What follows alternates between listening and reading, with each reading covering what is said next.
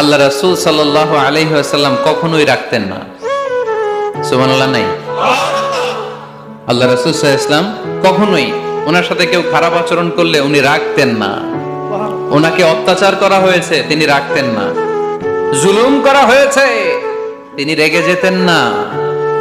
রাসূল সাল্লাল্লাহু আলাইহি ওয়াসাল্লাম মক্কায় যখন নামাজ পড়তেন, উটের পচা নাড়ি ভুঁড়ি আল্লাহ রাসূল সাল্লাল্লাহু আলাইহি ওয়াসাল্লাম ঘাড়ে আর পিঠের উপর চাপিয়ে দেয়া হতো।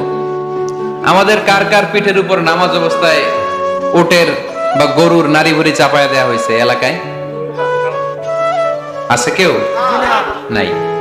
তায়েফের ময়দানে আল্লাহ রাসূল সাল্লাল্লাহু আলাইহি ওয়াসাল্লাম দাওয়াত দিতে গেলেন, নিজের লাভের জন্য না তায়েফবাসীদের লাভের জন্য? খেয়ে না খেয়ে দিন প্রচারের কাজে নিজেকে দিয়েছ বিলিয়ে, তায়েফের কাফিরেরা চিনল না সে আলো, দুষ্ট ছেলেদের পিছু দিল লেলিয়ে, পাথরের আঘাতে ক্ষত বিক্ষত হয়ে সারা শরীর থেকে রক্ত ঝরে।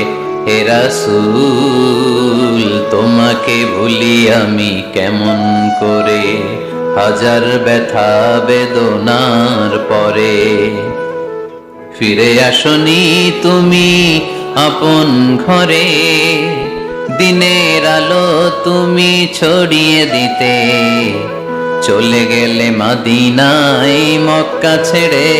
হে রাসূল তোমাকে ভুলি আমি কেমন করে, হে রাসূল তোমাকে ভুলি আমি কেমন করে।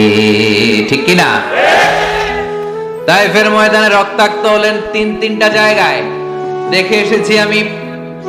এখানে আহত করা হলো, আবার উঠে দাঁড়ালেন, আবার পাথর মারা হলো। কোন গায়ে পাথর মেরেছো তোমরা? এরকম সুন্দর শরীর পৃথিবীর কোন দ্বিতীয় মানুষের ছিল নাকি? এত সুশ্রী মানুষ, শুভ্র মানুষ, পরিচ্ছন্ন মানুষ দুনিয়াতে দ্বিতীয়টা ছিল না। এত নুরানি চেহারার মানুষ পৃথিবীতে দ্বিতীয়টা নাই। এই মহানবীকে ওরা পিটিয়ে রক্তাক্ত করেছে, পাথর মেরে রক্তাক্ত করেছে। 3 বার গেছি ওদের লাভের জন্য, ওরা আমারে মারলো। আহা, তারপর রাসূল সাল্লাল্লাহু আলাইহি ওয়াসাল্লাম কি রেগে গিয়েছেন? কারণ রেগে গেলেন তো হেরে গেলেন। কোনোভাবে রাসূল সাল্লাল্লাহু আলাইহি ওয়াসাল্লাম রাখতেন না। নিজের উপর অত্যাচার আসলে রাসূল সাল্লাল্লাহু আলাইহি ওয়াসাল্লাম রাগেন নাই। আনাস রাদিয়াল্লাহু তাআলা আনহু আল্লাহ রাসূলের খাদেম ছিল। উনি বললেন, কুনতু আমশি মা রাসূলিল্লাহ, আমি একবার রাসূল সাল্লাল্লাহু আলাইহি ওয়াসাল্লামের সাথে কোথাও যাচ্ছিলাম। ওয়া আলাইহি বুরদুন নাজরানি, তখন রাসূল সাল্লাল্লাহু আলাইহি ওয়াসাল্লামের গায়ে ছিল নাজরান থেকে আনা একটা চাদর। আপনারা চাদর পরেন না? শীতকালে রাসূল সাল্লাল্লাহু আলাইহি ওয়াসাল্লাম চাদর পরতেন। রাসূল সাল্লাল্লাহু আলাইহি ওয়াসাল্লাম নাজরান দেশ থেকে আনা একটা চাদর পরেছেন, গলিজুল হাশিয়া, যেই চাদরের এই কর্নারের ডিজাইনটা ছিল খসখসে। কি ছিল? হঠাৎ এক বেদুইন এসে রাসূল সাল্লাল্লাহু আলাইহি ওয়াসাল্লামের চাদর ধরে টান দিল। টান দেওয়ার সাথে সাথে রাসূল সাল্লাল্লাহু আলাইহি ওয়াসাল্লামের ঘাড়ের এই চামড়া ছিঁড়ে গেল। এই খসখসে যেহেতু ডিজাইন চাদরের, এই খসখসে ডিজাইন ঘাড় আর কাঁধের এখানে যখন টান খেলো, এই খসখসে ডিজাইনের দাগ বসে গেল, রাসূলের চামড়া ছিঁড়ে গেল ঘাড়ের। সে টান দিয়ে বলে, ইয়া মুহাম্মদ মুরলি মিন মালিল্লাহ, আসছে ভিক্ষা করতে। মূলত ভিক্ষা চাওয়ার ডিজাইন দেখছেন? যার কাছে ভিক্ষা চাবে চাদর ধরে টান। এসে বলে, বেদুইন তো, এদের মধ্যে সভ্যতা ছিল না। ইয়া মুহাম্মদ, ও মুহাম্মদ মুরলি মিন মালিল্লাহ, ও মুহাম্মদ আমার খাওয়ার মতো টাকা নাই, তুমি আদেশ করো বাইতুল মাল থেকে যেন আমারে কিছু টাকা দেয়। আসছে ভিক্ষা করতে।